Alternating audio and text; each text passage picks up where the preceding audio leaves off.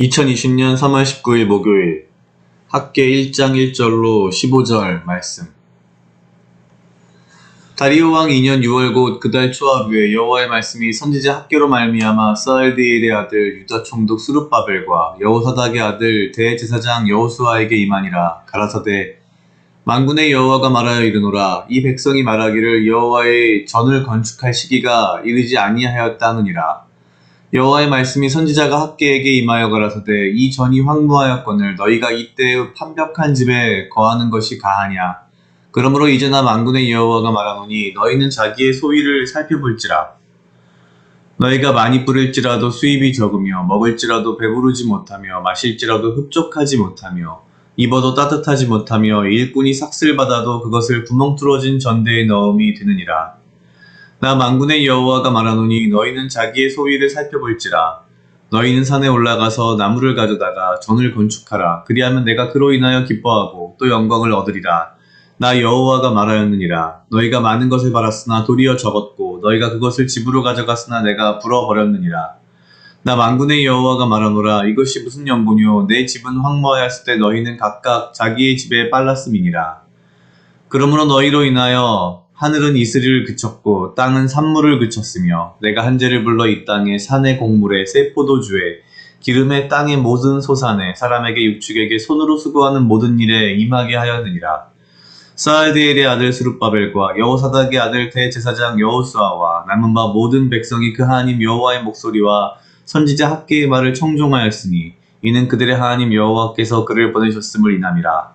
백성이 다 여호와를 경외하며 이때 여호와의 사자 학계가 여호와의 명을 의지하여 백성에게 고하여 가로되 나 여호와가 말하노니 내가 너희와 함께 하노라 하셨느니라 하니라. 여호와께서 스알디엘의 아들 유다 총독 스룹바벨의 마음과 여호사닥의 아들 대제사장 여호수아의 마음과 남은 바 모든 백성의 마음을 흥분시키심에 그들이 와서 만군의 여호와 그들의 하나님의 전 역사를 하였으니 때는 다리오 왕 2년 6월 24일이었더라. 아멘. 오늘부터는 학계가 시작되었습니다. 학계서는 학계 선지자에 의해서 쓰여진 글이고요. 우리가 알고 있는 그 바빌론 유수라고 하죠. 바빌론 포로 생활에서 귀환한 이 이스라엘 백성들이 이제 성전을 건축하는 이제 그런 이야기들을 써나가고 있습니다. 우리가 잘 알고 있는 에스겔이나 느헤미야인가요? 스가랴죠. 에스라나 스가랴. 에스라 스가랴와는 동시대 사람들인데 글쎄 스가랴 선지자가 조금 더 앞인 것 같습니다. 전체적으로 봤을 때 이제 막 오늘 학계 1장이 이야기하는 것은 성전 건축에 대한 하나님의 명령 그리고 그 명령을 따르는 이스라엘 백성들의 모습의 이야기입니다. 글쎄요, 여러 가지 측면에서 볼 수 있겠지만 저는 성전 건축이라는 그런 것들보다는 몇 가지 재밌는 포인트들을 좀 보고자 합니다.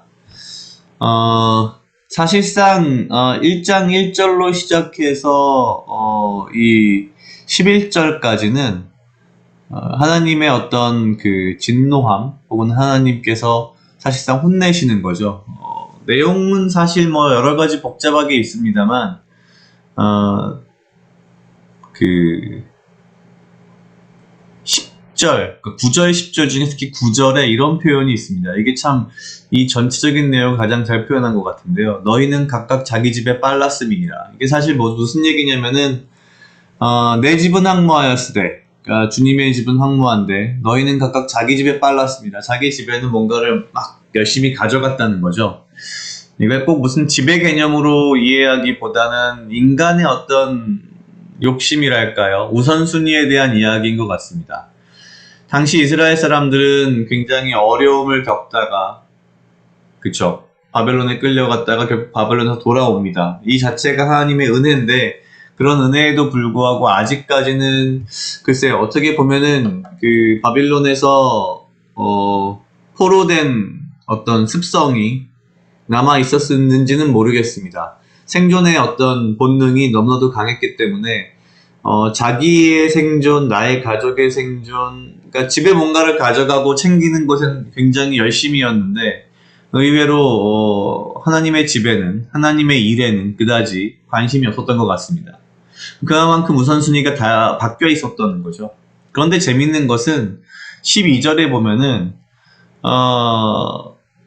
그럼에도 불구하고 백성들이 이 학계의 이 말에 청종, 그러니까 잘 귀 기울여 드렸고, 이유는 뭐냐면 그들의 하나님 여호와께서 학계를 보내셨음을 알았다라고 합니다. 그러면서 표현하기를 백성이 다 여호와를 경외하매라는 표현을 씁니다.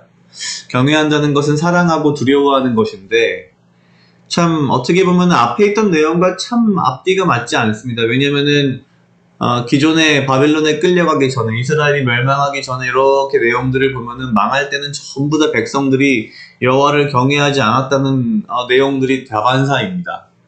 그런데 이렇게 고생을 하고 돌아와서 하나님의 은혜를 경험한 후에도 여호와를 경외하는데, 그죠? 경외하고 있는데 삶의 우선순위에서는 각각 자기 집에 빨랐음이니라라는 말씀을 하십니다. 어찌 보면 이게 우리 믿는 사람들의 죄성일 수도 있고요, 정말. 어쩌면 이게 인간적인 본성이 아닐까라는 생각은 합니다. 하나님을 믿는다, 하나님을 사랑하고 두려워한다고 하지만 그런 사람들조차도 삶의 우선순위에 있어서는 하나님이 나의 생존, 나의 삶, 나의 가족, 나 자신보다는 우선순위에서 밀려 있었다는 사실. 사실 오늘 저는 이 부분이 가장 마음에 와 닿았습니다.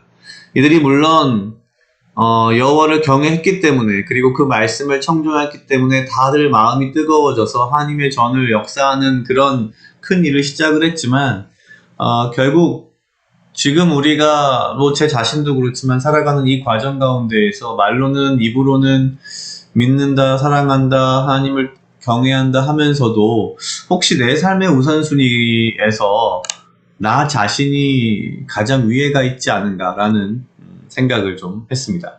각자 2분 정도 묵상하시겠습니다.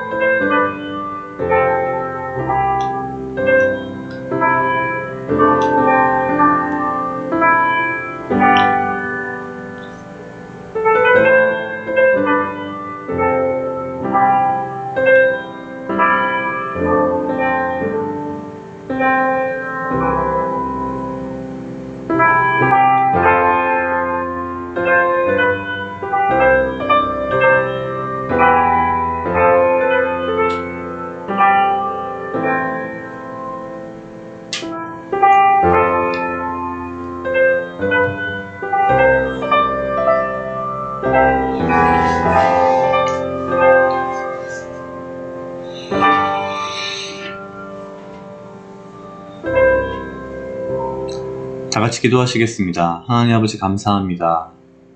주여, 나로 하여금 사랑하게 하시옵소서. 아버지여, 나를 헤아려 하는 그 어떠한 무리들로부터 나를 지키고 보호하여 주시며 내가 오직 주님 주시는 지혜와 명철로 이 하루를 살아가며